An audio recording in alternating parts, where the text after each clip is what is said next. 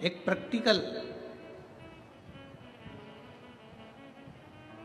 आपके और हमारे जीवन का है।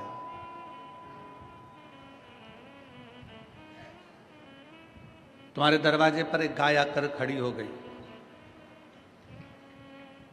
तुम्हारे दरवाजे पर एक गौ माता आकर खड़ी हो गई, एक गाय आकर खड़ी हो गई, बहुत देर तक खड़ी है, आस लगाकर, विश्वास रखकर, भरोसा रखकर, दृढ़ता रखकर वो तुम्हारे दरवाजे पर खड़ी हुई है। बहुत देर से खड़ी है, बहुत देर से।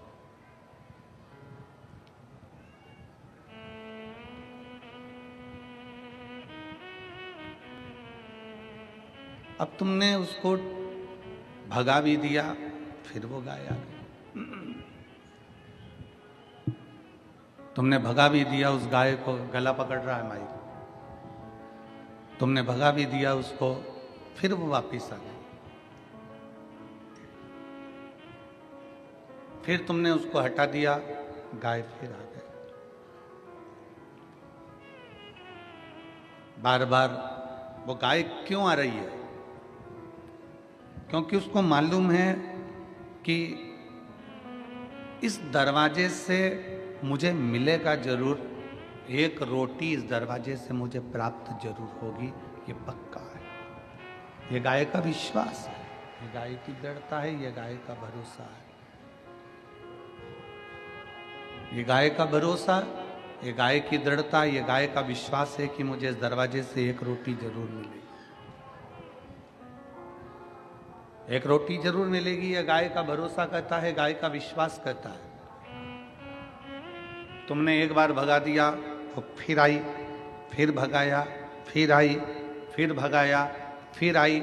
आखिरी में तुम अंदर गई और तुमने एक रोटी निकाल कर लाकर गौ माता को दी।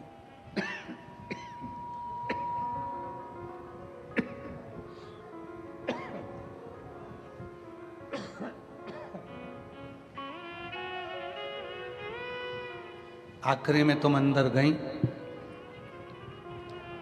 और एक रोटी निकालकर तुमने गाय को लाकर दे दिया, गौ माता को दिया।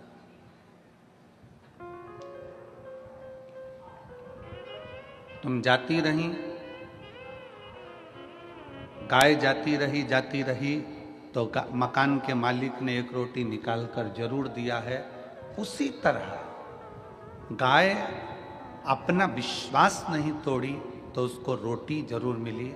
तुम अपना जल चढ़ाना मत छोड़ना, तो वो भी भरोसा रख कर चढ़ाओगे तो वो देगा जरूर।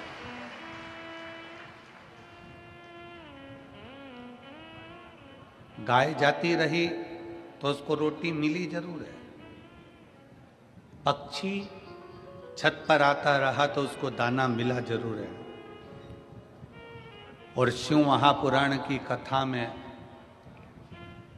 अपने आसपास का क्षेत्र हो, नजदीक में हो, और शंकर का मंदिर अगर पास में हो तो जाते रहना। पक्षी को दाना मिल सकता है, गाय को रोटी मिल सकती है, तो हमें भी हमारा बाबा कुछ ना कुछ दे ही सकता है। विश्वास के भरोसे पर, भरोसे के बल। एक नारी अपने लिए कोई व्रत नहीं करती। सोमवार का व्रत करती है तो पति के लिए, छठ का व्रत करती है तो बच्चों के लिए, चतुर्थी का व्रत करती है तो पति के लिए।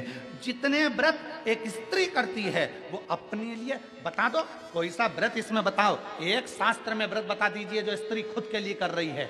पति के लिए अखंड सौभाग्य के लिए करेगी, तीज का व्रत अखंड सौभाग्य के लिए करेगी, चतुर्थी का व्रत अखंड सौभाग्य के लिए करेगी, पंचमी का व्रत अपने बच्चों के लिए करेगी, छठ का व्रत अपने बच्चों के लिए करेगी। एक स्त्री अपने लिए कोई व्रत नहीं करती, अपनी उम्र बढ़ाने के लिए कोई व्रत नहीं करती, अपनी सेफ्टी के लिए कोई व्रत नहीं करती। अगर भारत की भूमि की एक नारी अगर व्रत करती है तो अपने परिवार, अपने पति और अपने बच्चों के लिए करती है।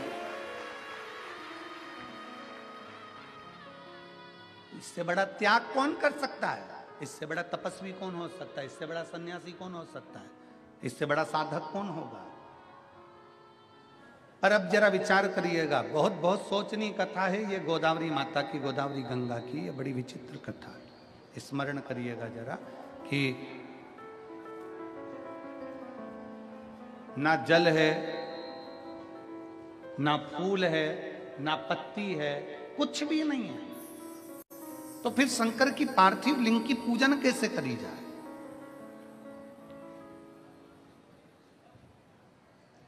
फिर पार्थिव शिवलिंग का पूजन अर्चना करा कैसे जाए?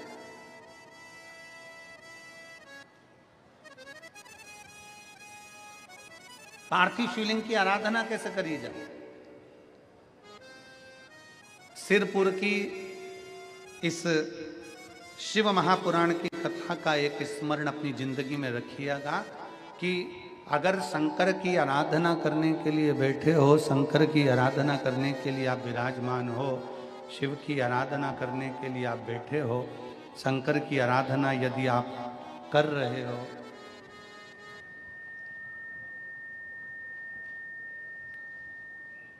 शिव की अर्चना करने के लिए आप अगर बैठे हुए हो और आपकी थाली में कोई सामान है, नहीं है, तो भी ये विचार अपनी जिंदगी में मत लेकर आओ कि शंकर की आराधना में हमने ये चीज चढ़ाना भूल गए, हमारे पास ये नहीं था, हमने ये नहीं चढ़ाया, हमने शिव जी को ये नहीं प्रदान करा, शंकर जी रुष्ट हो जाएंगे, शंकर जी को क्रोध आ जाएगा। ना ना ना, शिव महापुराण की कथा कहती है कि शंकर को तुम दिल से, हृदय से, मन से, भाव से जो समर्पित करते हो, शिव उसको स्वीकार करता है, शंकर उसको स्वीकार करता है।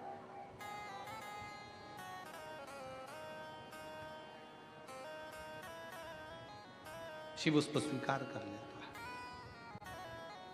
कुछ है तो ठीक, नहीं है तो ठीक। थोड़ा ध्यान दीजिएगा कथा पर। कोई तुमसे कहे कि शंकर जी को ये चीज चढ़ाना तो बहुत जरूरी है, कोई तुमसे कहे कि शंकर भगवान को बेलपत्र बहुत जरूरी है चढ़ाना, कोई तुमसे कहे कि भगवान शंकर को ये चढ़ाना जरूरी है, शिव महापुराण की कथा कहती है, मेरी जीजियां जितनी पंडाल में रहती हैं, पंडाल में बैठती हैं, पंडाल में बैठकर मेरे जीजा जीजियां जो कथा सुनते हैं, वो 7 दिन तक बाहर नहीं निकलते, वो जल चढ़ाने के लिए भी कहीं जा नहीं पाते। क्या करते हैं? उनका नियम टूटता नहीं है, वो यहीं बैठे बैठे ये मन में विचार कर लेते हैं कि मैं शंकर भगवान को 1 लोटा जल चढ़ा रही हूँ, मैं शिव जी को बेलपत्र चढ़ा रही हूँ, मैं शंकर को अबीर गुलाल चढ़ा रही हूँ, मैं शंकर भगवान को चंदन लगा रही हूँ। इसको हमारी मानसिक पूजन कही गई, इसको हमारे यहाँ मानसिक पूजन, मानसिक सेवा कही गई कि मन से करा जाए। 2 चीजें अपने पास संजो कर रखो जिंदगी में, एक रुकना, दूसरा झुकना। कौन कौन सी चीजें हैं? जम के बोलो जरा, जम के। एक रुकना और दूसरा झुकना।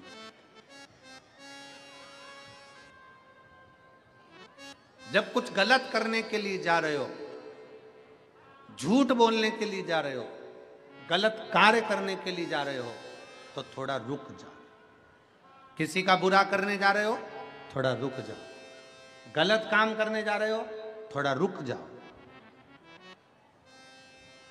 2 चीजें जिंदगी में धारण कर लो, पहले नंबर पर रुकना, दूसरे नंबर पर झुकना।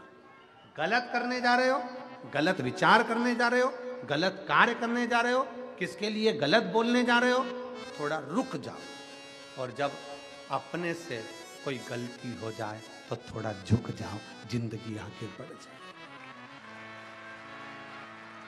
जीवन की सफलता आपके पास में होगी, आप सफलता की सीढ़ी पर चढ़ते चले जाओगे, आप आगे बढ़ते चले जाओगे। थोड़ा रुकना, थोड़ा झुकना। गलत कार्य करने से पहले थोड़ा रुक जाओ, सोचो, विचारो, करूं ना करूं, आगे करूंगा, फिर विचार करना, फिर बाद में करूंगा। रुकनो, थोड़ा रुको। और अगर गलती हो गई जिंदगी में, बहू से गलती हो गई, सास से गलती हो गई, परिवार से गलती हो गई, नाते रिश्तों में गलती हो गई, ऑफिस में गलती हो गई, तो थोड़ा झुक लो। भैया गलती हो गई, हो सकता है, सॉरी भैया, प्रणाम करके, थोड़ा नमन करके झुक लो। आज के जमाने में ये दोनों चीजें बहुत कम हो गई, लोग रुकने को तैयार नहीं है। जैसे गलत करना है, हाँ करेंगे, हम तो ये कर देंगे, मैं तेरा ऐसा कर दूंगा, मैं तेरा वैसा कर दूंगा। गलत के लिए आगे बढ़ते हैं।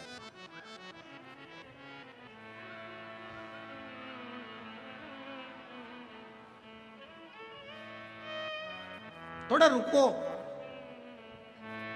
और जिंदगी का एक सबसे बड़ी प्रबलता है, जब हमसे गलती हो जाए, जब हम कहीं गलती कर बैठे हैं, तो थोड़ा झुको, प्रणाम कर लो।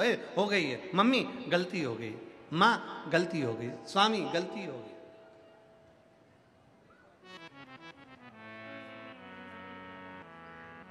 थोड़ी गलती।